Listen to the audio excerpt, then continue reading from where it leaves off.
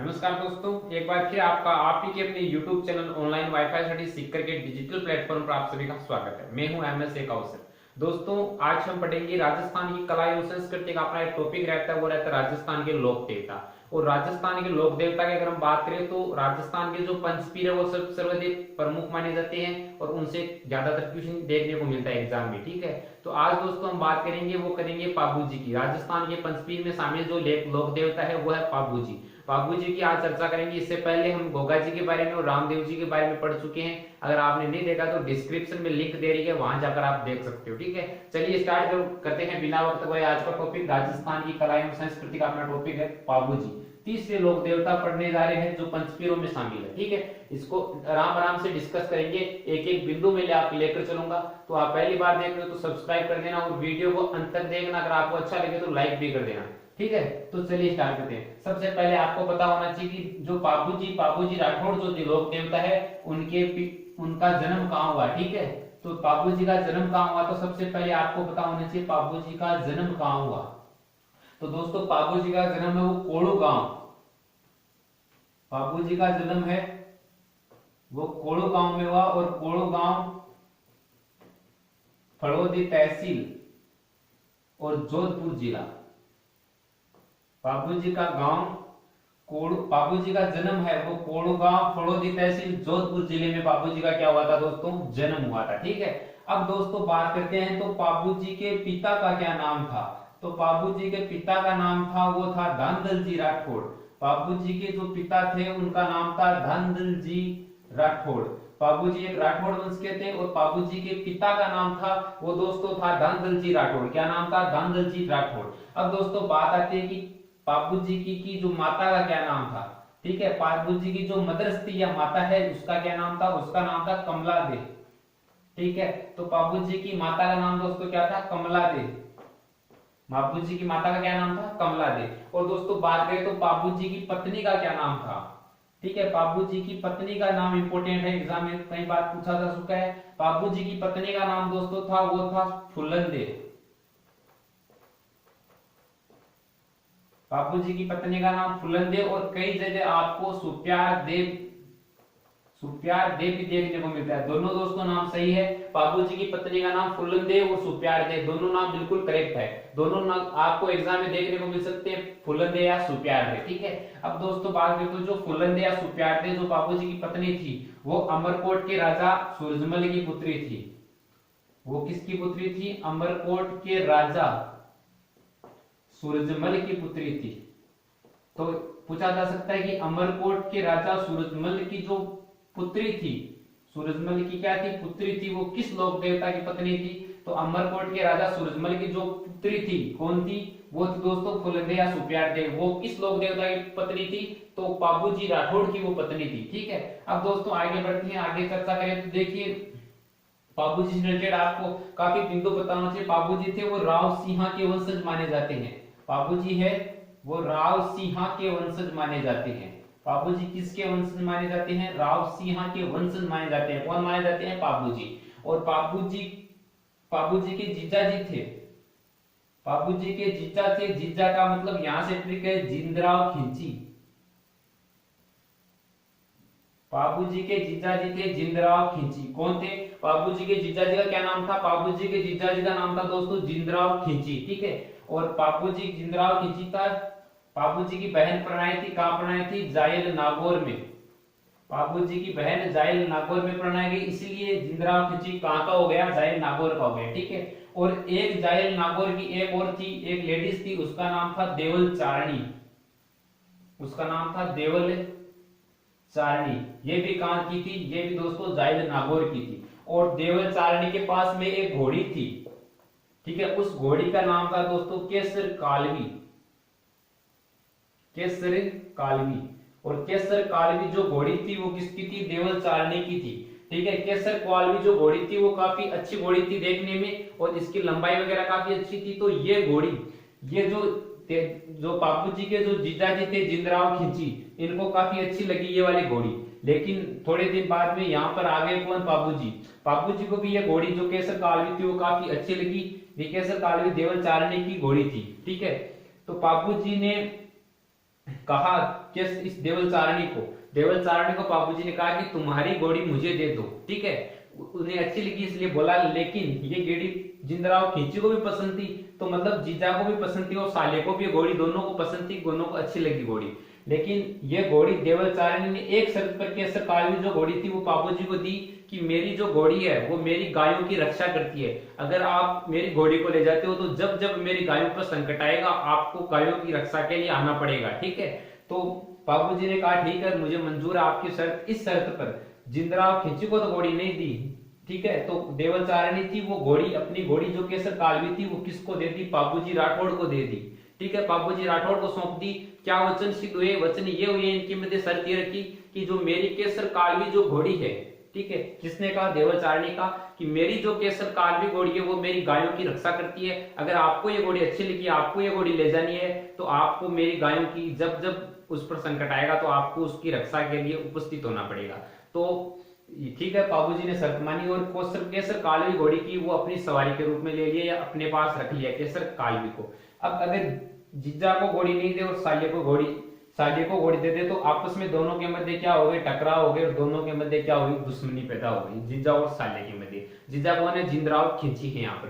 तो दोनों के मध्य दोस्तों टकराव पैदा हो गई। एक दोस्तों बात आती है तो दोनों के मध्य क्या हुआ, युद्ध लड़ा गया, ठीक है। और एक जगह है दोस्तों देचू, एक देचू नाम की जगह है, देचू स्थान, ठीक है। देचू स्थान पर जो बाबूजी थे वो जिंदराव खिंची के साथ युद्ध लड़ते, गायों के बचाने के लिए युद्ध लड़ते हुए वीर गति को प्राप्त हो गए, ठीक है। जो ये देवल चारणी थी इसकी गायों, उसने शर्त लगाई थी कि मेरी गायों पर जब भी कोई संकट आएगा तो आपको रक्षा के लिए वहां पर आना पड़ेगा। तो इस जिंदराव खिंची ने मौका पाकर देवल चारणी की जो गायें थी उनको चुरा लिया। जब गायों को चुरा लिया तो उनको बाबूजी गायों को बचाने के लिए आए। ये स्थान था देचू, यहाँ पर युद्ध हुआ जीजा और साले के मध्य, और इस स्थान पर बाबूजी थे वो वीर गति को प्राप्त हो गए, ठीक है। तो इस देचू नामक स्थान पर बाबूजी थे वो क्या हो गए दोस्तों, वीर गति को प्राप्त हो गए, ठीक है। जिंदराव खिंची के साथ लड़ते हुए वीर गति को प्राप्त हो गए। तो अब दोस्तों जो रायका या रेबारी जाति होती है, एक दोस्तों जाति होती है रायका या रेबारी।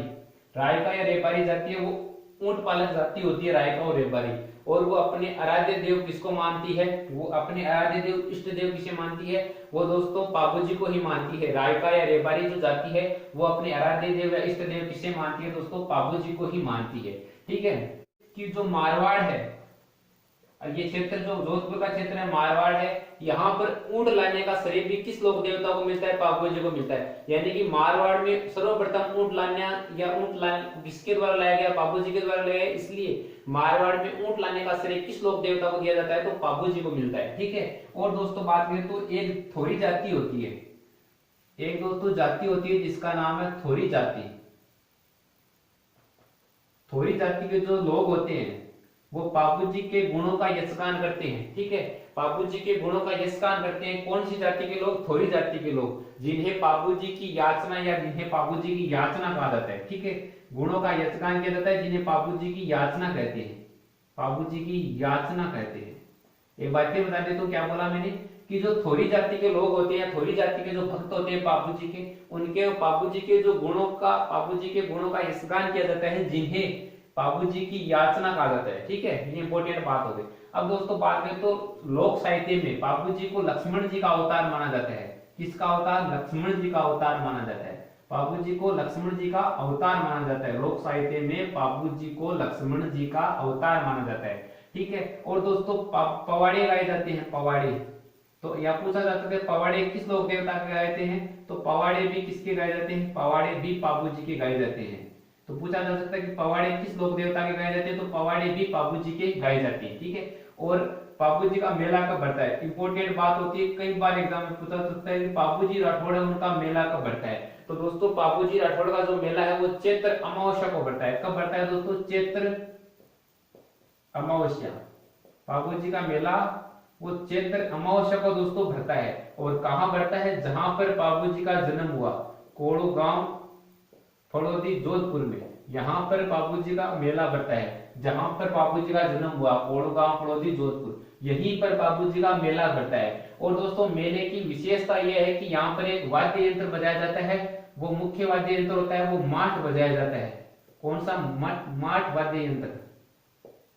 यहाँ पर जो मुख्य वाद्य यंत्र बजता है वो दोस्तों माठ बजता है, ठीक है। और दोस्तों बात करें तो इस मेले की विशेषता, एक और विशेषता है, यहाँ पर जो नृत्य किया जाता है वो थाली नृत्य किया जाता है। कौन सा? थाली नृत्य। एक दोस्तों मैं कल आपको जब हमने रामदेव जी पढ़ा था, रामदेव जी लोक देवता पढ़ा था, तो रामदेव जी के मेले की विशेषता बताई थी मैंने, 13 ताली नृत्य किया जाता है। किस लोक देवता के मेले में? रामदेव जी के मेले में। लेकिन थाली नृत्य किया जाता है वो तो था 13 ताली नृत्य, यह है थाली नृत्य। और थाली नृत्य किया जाता है वो किस लोक देवता के मंदिर में या किस लोक देवता के मेले में किया जाता है? तो आपका बाबूजी आंसर करेक्ट हो जाएगा। इस मेले की ये विशेषता है। अब दोस्तों बढ़ते हैं आगे। एक दोस्तों मान्यता, जब बाबूजी से कोई मान्यता मांगता है, ठीक है, और उसकी मान्यता जब पूरी हो जाती है, ठीक है, मान्यता पूरी होने पर बाबूजी की फड़ का वाचन किया जाता है। बाबूजी की फड़ का वाचन किया जाता है। मान्यता पूरी होने पर बाबूजी की फड़ का वाचन किया जाता है, ठीक है। और इस फड़ में विशेषता है कि इस फड़ में जो वाद्य यंत्र बजाता है उसका नाम है रावण हत्ता। देखिए यहाँ पर दो क्वेश्चन दोस्तों वाद्य यंत्र से बन गए। एक तो रावण हत्ता। रावण हत्ता तो बाबूजी की जो फड़ होती है, फड़ के वाचन के समय जो वाद्य यंत्र यूज होता है वो तो होता है रावण हत्ता। लेकिन बाबूजी के जो मेला होता है, ठीक है, बाबूजी के मेले में जो चित्र अमावस्या को बढ़ता है उस मेले में जो वाद्य यंत्र बजाया जाता है वो तो होता है माठ वाद्य यंत्र। लेकिन बाबूजी के फड़ के समय जो वाद्य यंत्र बजता है वो होता है रावण हत्ता, ठीक है। इस प्रकार से क्वेश्चन बन सकते हैं आपके सामने। और दोस्तों एक दोस्तों पाबू प्रकाश से ग्रंथ है पाबू प्रकाश। एक ग्रंथ है दोस्तों पाबू प्रकाश, काफी इंपोर्टेंट ग्रंथ है क्योंकि जब बाबूजी पढ़ते हैं तो बाबू से मिलता जुलता एक ग्रंथ है पाबू प्रकाश जिसका नाम है। तो ये पूछा जाता है पाबू प्रकाश नामक ग्रंथ है वो किस लेखक के द्वारा रचित है? तो उस लेखक का नाम है दोस्तों आसिया मोड़जी द्वारा। किसके द्वारा रचित है? आसिया मोड़जी के द्वारा, ठीक है। यहीं पर लिख देता हूं मैं, आसिया मोड़जी के द्वारा रचित ग्रंथ है पाबू प्रकाश, ठीक है। क्वेश्चन एग्जाम में पूछा जा सकता है कि जो पाबू प्रकाश जो ग्रंथ है वो किसके द्वारा रचित है? तो आसिया मोड़जी द्वारा पाबू प्रकाश ग्रंथ है रचित किया गया, ठीक है। एक दोस्तों आना बघेला, दो शक्तिशाली शासक थे जिनका नाम था आना और बघेला, ठीक है, आना बघेला। ये दोस्तों शक्तिशाली शासक थे उस समय के, बाबूजी के समय शक्तिशाली शासक थे आना बघेला, शक्तिशाली शासक थे। और इनने 7 भगोड़े भाइयों को, आना बघेला शक्तिशाली शासक थे और ये आपस में कितने भाई थे? 7 भाई थे। ये इनके कोई आपसी में थे, जो भी कोई कुछ अन्य के रिलेटेड युद्ध हुआ उससे रिलेटेड जब ये भागे तो इनको शरण किस लोक देवता की दी गई? बाबूजी के द्वारा इनको क्या दी गई? शरण दी गई। बाबूजी के द्वारा शरण देने वाला लोक देवता कौन सा है? बाबूजी है। और दोस्तों गायों का उद्धारक या गायों रक्षक, अन्य नाम बात करें बाबूजी का अन्य नाम है वो दोस्तों गायों के रक्षक। गायों के रक्षक किस लोक देवता को माना जाता है? तो बाबूजी को माना जाता है। या लघु उद्दोरक, इसका नाम है उद्दो उद्दोरक। उद्दो उद्दोरक लोक देवता किस लोक देवता के नाम से जाना जाता है? बाबूजी को माना जाता है। दो इंपोर्टेंट बातें यहां से दोस्तों मिलती है। तो ये दोस्तों पार्ट हमने पढ़ा बाबूजी रिलेटेड। एक बार पूरा आपको रिवीजन कर देता हूं 1 मिनट के अंदर, ठीक है। देखिएगा, बाबूजी का जन्म कोड़ू गांव फड़ौदी जोधपुर में हुआ। पिता इनके दानदत्त जी राठौड़ थे, माता कमला देव थी, ठीक है। और पति इनकी फुलंदे या सुप्यार थे। दोनों नाम आपको देखने को मिल सकते हैं, फुलंदे या सुप्यार थे, इनकी पत्नी थी। और अमरकोट के राजा सूरजमल सोढ़ा की ये पुत्री थी, कौन? फुलंदे या सुप्यार थे, जो पत्नी थी इनकी बाबूजी राठौड़ की। अब दोस्तों बात करें तो बाबूजी राठौड़ को राव सिंह के वंशज माने जाते हैं। और दोस्तों बाबूजी राठौड़ की जो बहन परनाई थी वो परनाई थी जायल नागौर में। और यहीं के जो बाबूजी के जीजाजी थे आपको जिंदराव खींची, ठीक है। और यहीं की एक लेडीज थी जिसका नाम था देवल चारणी। देवल चारणी के पास एक घोड़ी थी केसर कालवी। वो घोड़ी बाबूजी को काफी अच्छी लगी और वही घोड़ी बाबूजी के जीजाजी थे जिंदराव खींची, दोनों को आपस में एक दूसरे को अच्छी लगी। लेकिन क्या हुआ कि वो घोड़ी, एक बात विशेषता थी कि वो घोड़ी थी वो देवल चारणी की जो गायें थी, देवल चारणी के पास काफी गायें थी, उनकी रक्षा करती थी केसर कालवी घोड़ी। तो वो बाबूजी को इस शर्त पर देवल चारणी ने घोड़ी दी कि मेरी घोड़ी गायों की रक्षा करती है, अगर आप इस घोड़ी को ले जाना चाहते हो तो मेरी गायों पर जब जब संकट आएगा तो आपको उसकी रक्षा के लिए आना पड़ेगा। बाबूजी ने बात मान ली, उस घोड़ी को अपने पास रख लिया, ठीक है। फिर मौका पाकर बाबूजी के जीजाजी थे जिंदराव खींची ने, इन्होंने देवल चारणी की गायों को क्या करा लिया? गायों को अपहरण करा लिया गया या गायों को चुरा लिया गया। ठीक है। तो फिर जो बाबूजी थे वो गायों को बचाने के लिए देचू नामक स्थान पर अपने जीजाजी जिंदराव खिच्ची के साथ युद्ध लड़ा और यहीं पर वीर गति को प्राप्त हो गए। तो पूछा जा सकता है कौन से स्थान पर आप वीर गति को प्राप्त हुए? बाबूजी जो लोक देवता है वो देचू नामक स्थान पर वीर गति को प्राप्त हुए। और दोस्तों मारवाड़ में ऊंट लाने का श्रेय किस लोक देवता को मिलता है? बाबूजी को मिलता है। और जो रायका या रेबारी ऊंट पालक जो जाति होती है वो ऊंट के बीमार होने पर बाबूजी की ही पूजा करती है, अपने आराध्य देव बाबूजी को मानती है, अपने इष्ट देव बाबूजी को मानती है। ठीक है।